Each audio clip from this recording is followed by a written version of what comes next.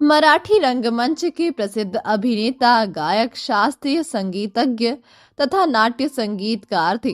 वो गायिका लता मंगेशकर, आशा भोसले, मीरा खड़ीकर, उषा मंगेशकर और संगीतनाथ हृदय मंगेशकर के पिता थे। मास्टर दीनानाथ मंगेशकर। बहुत कम लोग जानते हैं कि अपनी सुरीली आवाज से बॉलीवुड को कई सुपरहिट गाने देने वाली लता मंगेशकर को गायिका की प्रेरणा उनके पिता दीनानाथ मंगेशकर से ही उन्हें मिली थी। तो आज बात करेंगे दीनानाथ मंगेशकर जी के बारे में, जिनके बच्चों ने हिंदी सिनेमा को अपनी सुरीली आवाज से एक अलग आयाम दिया। तो दोस्तों, वीडियो शुरू करने से पहले हर बार की तरह आपको याद दिला दे, अगर आप हमारे चैनल पर नए हैं तो चैनल को सब्सक्राइब जरूर कर दे। दीनानाथ मंगेशकर का जन्म 19 दिसंबर 1900 को गोवा में मंगेशी गांव में हुआ था। वो दीना के नाम से लोकप्रिय थे।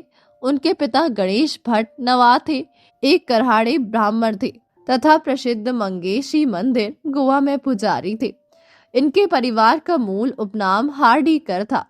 चूंकि इनके परिवार को मंगेशी मंदिर के शिवलिंग के लिए अभिषेक का पारंपरिक सौभाग्य प्राप्त हुआ था, अंततः उन्हें अभिषेकी उपनाम से भी जाना जाने लगा। हालांकि दीनानाथ मंगेशकर ने अपने पिता के परिवार के दोनों उपनामों को नहीं अपनाया। इसका कारण ये था कि उनकी मां येसुबाई राणी गोवा के देवदासी समुदाय से थी, जो अब गोमांतक मराठा समाज के रूप में जाना जाता है। चूंकि वो परिवार सहित गोवा के मंगेशी गांव में रहते थे और दीनानाथ वहां पैदा हुए थे, अतः उन्होंने अपना उपनाम मंगेशकर, जिसका अर्थ था मंगेश, द्वारा अपनाया। लता मंगेशकर के पिता दीनानाथ मंगेशकर से गुजराती बहनों से शादी की थी। दीनानाथ मूल रूप से मराठी थे और उनकी पहली शादी साल 1922 में गुजरात के थलनेर गांव तापी नदी किनारे सहित की रहने वाली नर्मदाबेन से हुई थी। नर्मदाबेन के पिता हरिदास उस समय गुजरात के प्रसिद्ध जमींदारों में से एक थे और उन्हें नगर सेठ के नाम से जाना जाता था। खास बात यह है कि उस वक्त में एक मराठी और एक गुजराती परिवार में शादी होना बहुत बड़ी बात थी।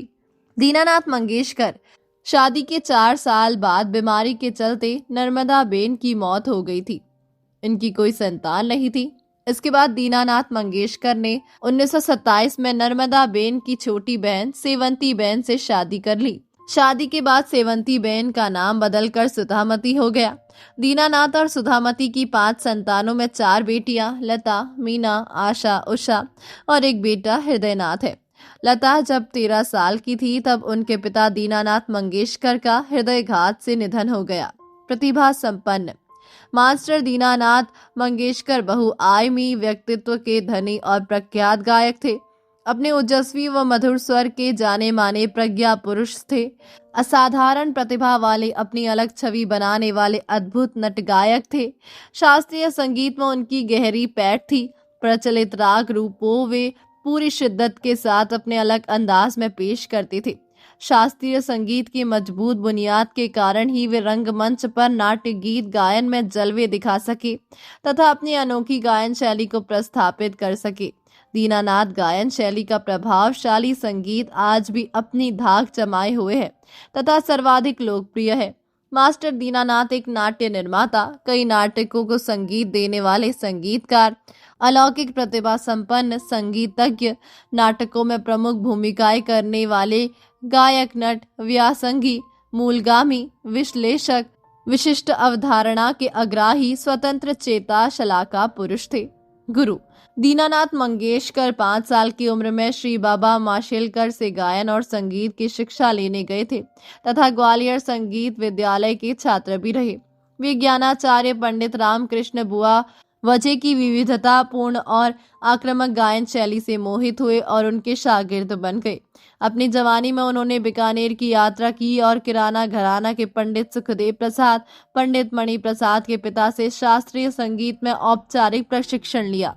लता की प्रतिभा से अनजान दीनानाथ मंगेशकर को अपनी पुत्री लता मंगेशकर की सुरीली आवाज के बारे में पता ही नहीं था।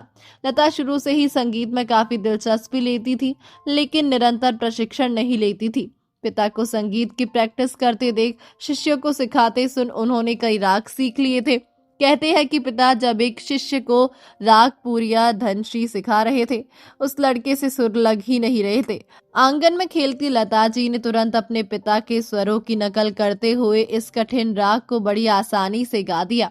बेटी की इस प्रतिभा के बारे में अचानक पता चलने पर पंडित दीनानाथ मंगेशकर हैरान रह गए थे। फिर उन्होंने लता को संगीत की विधिवत शिक्षा देनी शुरू कर दी। दीनानाथ के सुंदर रूप, रंग और सुरीली आवाज ने उन्हें मराठी थिएटर में लोकप्रियता दिलाई। यहाँ तक कि मराठी मंच के उस समय के दिग्गज बाल गंधर्व ने सार्वजनिक रूप से घोषणा की थी कि वह अपने पैरों के नीचे रुपयों के सिक्कों का कालीन बिछाकर अपने संगठन में दीनानाथ के प्रवेश का स्वागत करेंगे। इसके अलावा वो ज्योतिष में भी दिलचस्पी रखते थे और उन्होंने अंक विज्ञान का भी अध्ययन किया। दीनानाथ ने 3 फिल्मों का भी निर्माण किया था। उनमें से कृष्णा अर्जुन युद्ध थी। इस फिल्म को हिंदी और मराठी दोनों में बनाया गया था। वहीं इसका एक गायन दीनानाथ ने गाया और फिल्माया था। 41 साल की अल्प आयु में ही बीमारी के चलते मास्टर दीनानाथ मंगेशकर का निधन 24 अप्रैल 1942 को पुणे में हो गया। दीनानाथ 1930 के दशक में वित्तीय कठिनाई के दिनों के दौरान शराब का सेवन करने लगे थे। कुछ हफ्तों के लिए बीमार रहने के बाद वो अप्रैल 1942 में पुणे में उनका निधन हो गया। उनकी मृत्यु के समय उनकी उम्र केवल 41 थी।